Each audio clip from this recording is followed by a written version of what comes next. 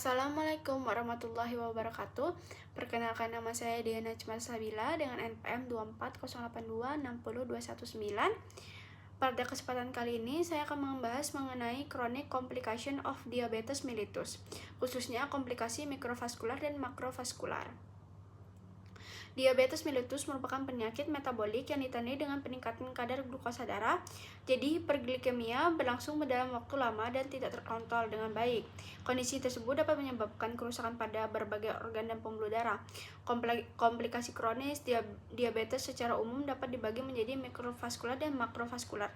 Pada pembahasan ini saya akan menjelaskan definisi jenis komplikasi mikrovaskular, komplikasi makrovaskular, mekanismenya terjadi komplikasi, faktor risiko, serta pencegahan dan edukasinya. Baik, kotak pertama adalah definisi chronic complication of diabetes mellitus adalah komplikasi yang berkembang dalam jangka panjang akibat diabetes, terutama hiperglikemia kronis. Kadar glukosa yang tinggi secara terus-menerus dapat menyebabkan kerusakan pada pembuluh darah dan jaringan tubuh. Kerusakan tersebut kemudian dapat menyebabkan gangguan pada organ tertentu. Komplikasi kronis dibagi menjadi dua.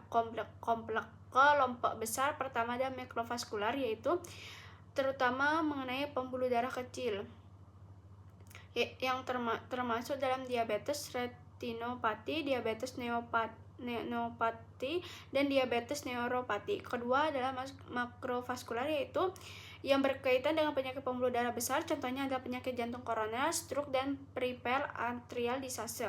Komplikasi ini merupakan salah satu penyebab utama morbiditas dan mortalitas pada pasien diabetes. Karena itu, pengolahan diabetes tak hanya bertujuan menurunkan gula darah, tetapi hanya mencegah atau memperlambat terjadinya komplikasi. Yang kedua, kotak kedua, mikrovaskular.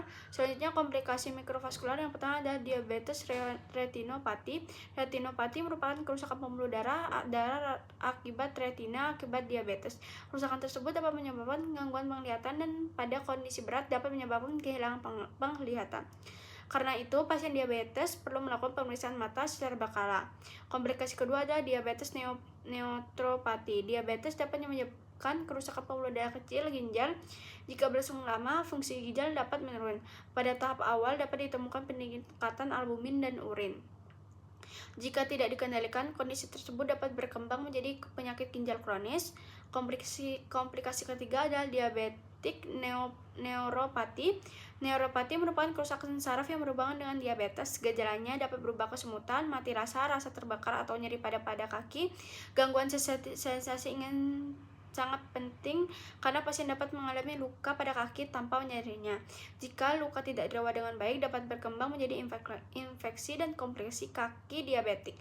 Jadi komplikasi mikrovaskular utamanya perlu diingat adalah retinopati adalah mata, neopropati ginjal, neuropati adalah saraf. Kotak ketiga adalah makrovaskular. Selanjutnya, komplikasi makrovaskular. Komplikasi makrovaskular berhubungan dengan penyakit pembuluh darah besar dan atherosclerosis. Yang pertama adalah coronary artery disease atau penyakit jantung koroner. Diabetes meningkatkan resiko terjadinya atherosclerosis pada pembuluh darah koroner. Akibat aliran darah ke otot jantung dapat terganggu, dapat meningkatkan resiko angina maupun infark miokard. Komplikasi kedua adalah cerebrovascular disease, terutama stroke, atherosclerosis dan gangguan pembuluh darah pada pasien diabetes dapat meningkatkan resiko stroke. Komplikasi ketiga, peripheral arterial disease. Pada kondisi ini terjadi gangguan aliran darah pada pembuluh darah perifer, terutama tungkai. Pada pasien mengalami nyeri pada tungkai ketika berjalan kaki, terasa dingin atau luka yang sulit sembuh. Jika aliran darah sangat terganggu, resiko kerusakan jaringan dan amputasi dapat meningkat. Jadi komplikasi makrovaskular dapat ingat sebagai jantung, coronary artery disease, otak, cerebrovascular disease atau stroke, peripheral arterial disease. Untuk mekanisme kerjanya, mekanisme dimulai dari hiperglikemia kronis. Ketika kadar glukosa darah tinggi dalam waktu lama, glukosa dapat menyebabkan beberapa perubahan biokimia di dalam tubuh. Kondisi tersebut meningkatkan stres oksidatif, inflamasi, serta menyebabkan perubahan pada protein dan fungsi endotel pembuluh darah. Pada pembuluh darah kecil, perubahan tersebut menyebabkan kerusakan mikrovaskular.